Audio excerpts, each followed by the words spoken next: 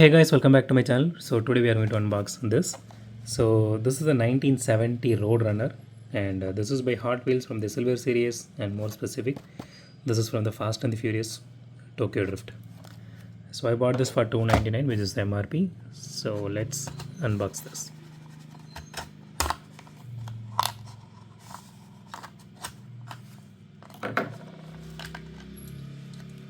Okay, so here is the card art.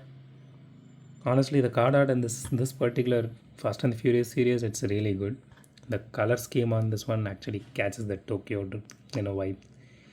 That is really beautiful. Let me just throw that away. Okay, so out of the box, the casting looks really solid, and the paint job looks really nice.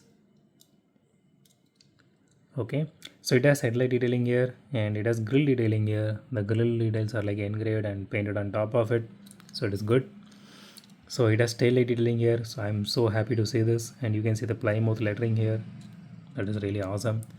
So okay, the body is fully metal, chassis is fully plastic. Chassis has a little bit of detailing to it, and again they chromed it out. I don't know why they are doing this. It doesn't look really good. It looks really ugly. They could have went with the black chassis for this one. That would have looked really nice. You can literally see the black here.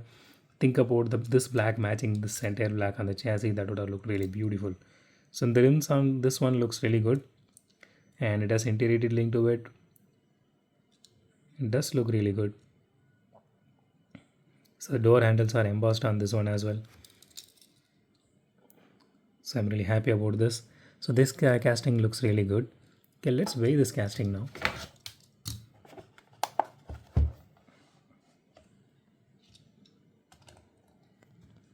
38 grams, not bad. So far, this casting is very promising. Let's do a roll test. Yeah, it rolls really good. There's a little bit of wheel wobble on the rear wheel, but still it's negligible because